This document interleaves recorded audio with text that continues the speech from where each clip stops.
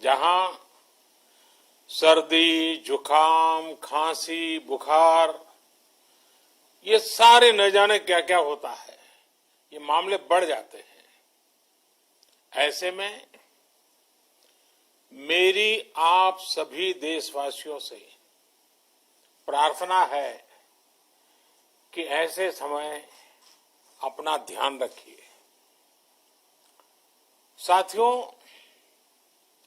ये बात सही है कि अगर कोरोना से होने वाली मृत्यु दर को देखें तो दुनिया के अनेक देशों की तुलना में भारत संभली हुई स्थिति में है। समय पर किए गए लॉकडाउन और अन्य फैसलों ने भारत में लाखों लोगों का जीवन बचाया है, लेकिन हम ये भी देख रहे हैं कि जब से देश में अनलॉक 1 हुआ है, व्यक्तिगत और सामाजिक व्यवहार में लापरवाही जरा बढ़ती ही चली जा रही है। पहले हम मास्क को लेकर, 2 गज की दूरी को लेकर 20 सेकंड तक दिन में कई बार हाथ धोने को लेकर बहुत सतर्क थे, लेकिन आज जब हमें ज्यादा सतर्कता की जरूरत है तो लापरवाही बढ़ना बहुत ही चिंता का कारण है। साथियों, लॉकडाउन के दौरान बहुत गंभीरता से नियमों का पालन किया गया था। अब सरकारों को, स्थानीय निकाय की संस्थाओं को, देश के नागरिकों को फिर से उसी तरह की सतर्कता दिखाने की जरूरत है। विशेषकर कंटेनमेंट जोन्स, उस पर तो हमें बहुत ध्यान देना होगा। जो भी लोग नियमों का पालन नहीं कर रहे हैं, हमें उन्हें टोकना होगा, रोकना होगा और समझाना भी होगा। अभी आपने खबरों में देखा होगा, एक देश के प्रधानमंत्री पर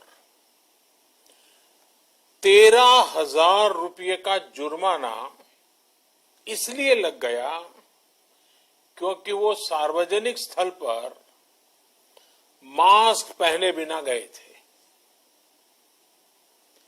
भारत में भी स्थानीय प्रशासन को इसी चुस्ती से काम करना चाहिए। ये 130 करोड़ देशवासियों के जीवन की रक्षा करने का अभियान है। भारत में गांव का प्रधान हो या देश का प्रधानमंत्री, कोई भी नियमों से ऊपर नहीं है। साथियों, लॉकडाउन के दौरान देश की सर्वोच्च प्राथमिकता रही ऐसी स्थिति न आए कि किसी गरीब के घर में चूल्हा न जले। केंद्र सरकार हो, राज्य सरकारें हो, सिविल सोसाइटी के लोग हों, सभी ने पूरा प्रयास किया कि इतने बड़े देश में हमारा कोई गरीब भाई बहन भूखा न सोए। देश हो या व्यक्ति,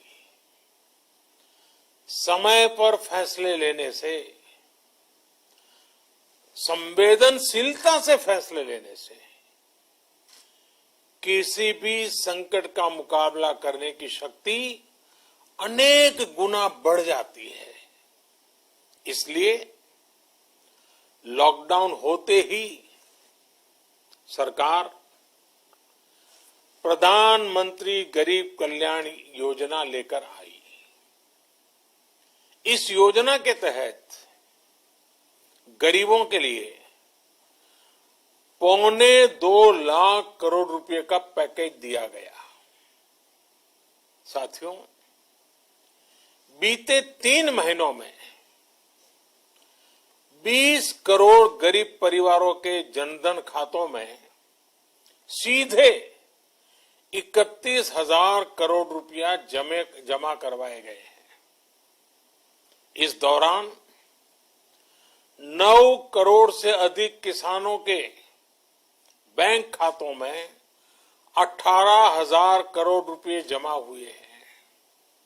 इसके साथ ही गांवों में श्रमिकों को रोजगार देने के लिए प्रधानमंत्री गरीब कल्याण रोजगार अभियान तेज गति से आरंभ कर दिया गया है।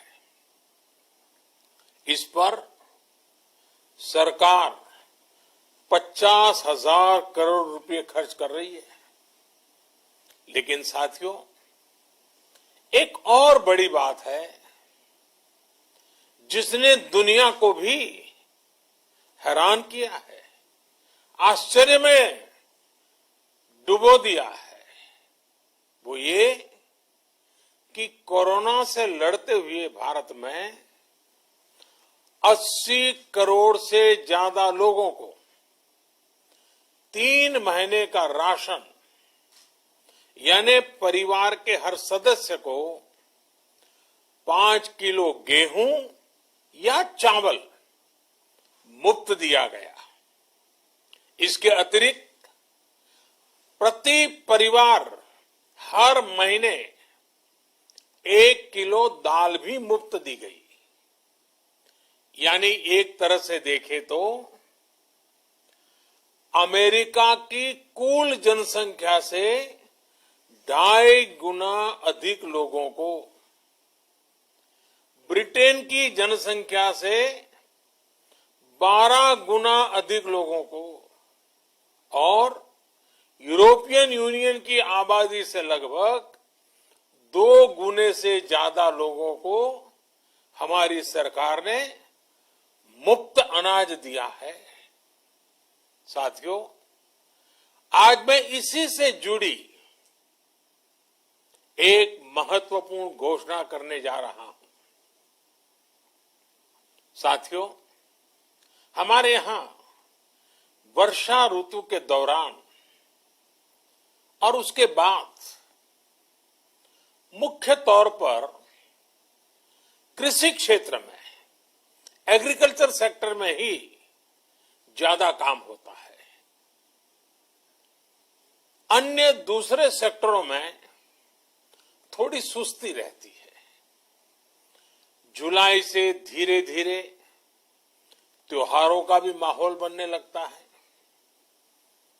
अब आप देखिए, अभी 5 जुलाई को गुरु पूर्णिमा है, फिर सावन शुरू हो रहा है, फिर 15 अगस्त आएगी, रक्षाबंधन आएगा, कृष्ण जन्माष्टमी आएगी, गणेश चतुर्थी आएगी, ओणम होगा और आगे जाएं तो काटी बिहू है, नवरात्रि है, दुर्गा पूजा है, दशहरा है, दीपावली है, छठी मैया की पूजा है।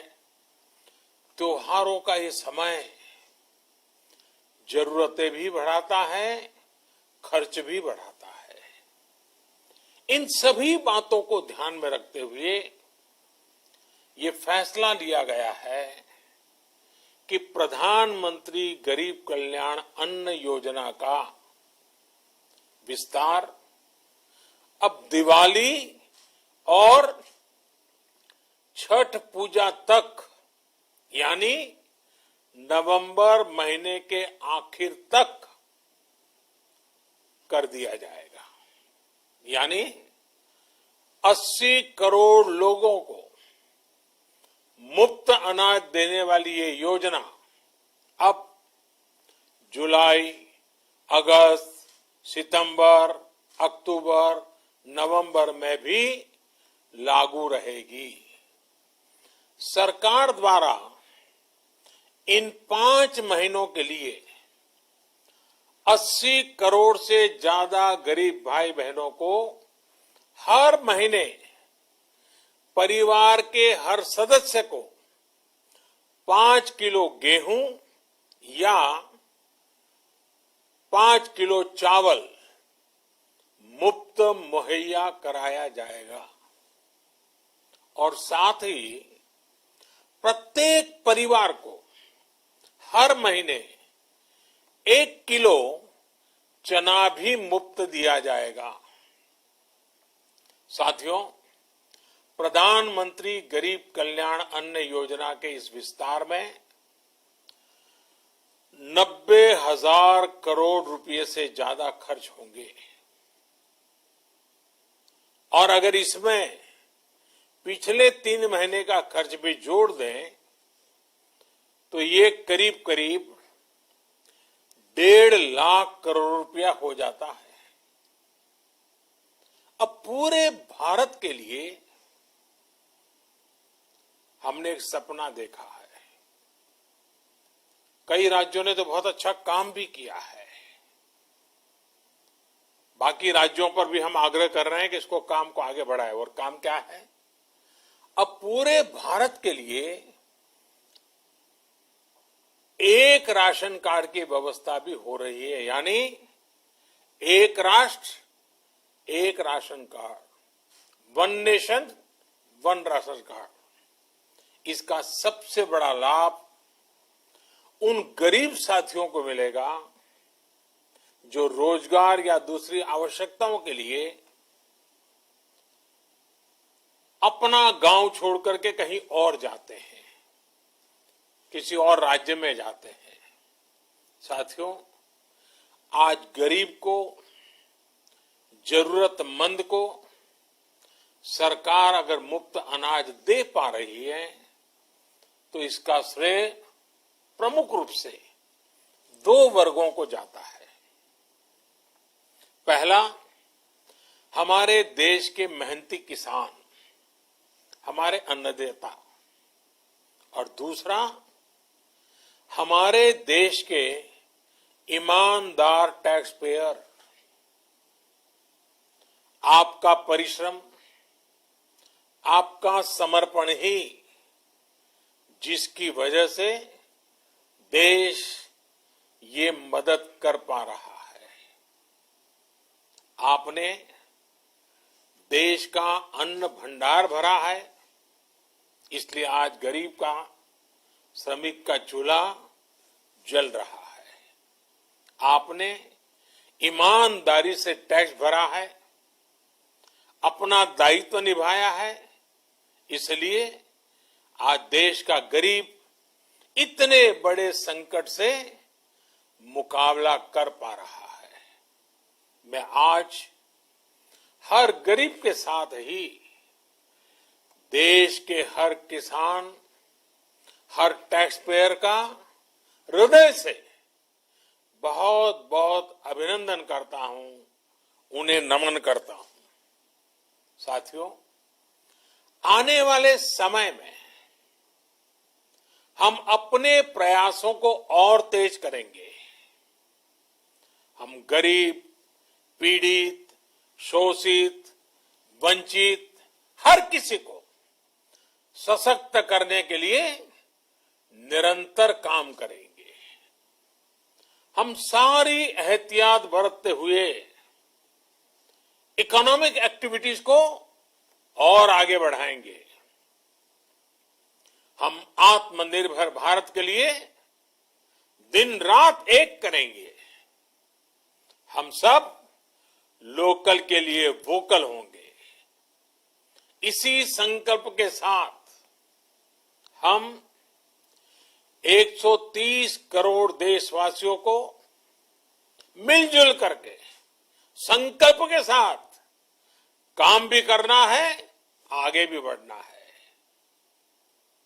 फिर से एक बार मैं आप सबसे प्रार्थना करता हूं, आपके लिए भी प्रार्थना करता हूं, आपसे आग्रह भी करता हूं, आप सभी स्वस्थ रहिए, 2 गज की दूरी का पालन करते रहिए, गमछा, फेस कवर, मास्क ये हमेशा उपयोग कीजिए, कोई लापरवाही मत बरतिए। इसी आग्रह, इसी कामना के साथ मैं आप सभी को बहुत बहुत शुभकामनाएं देता हूं।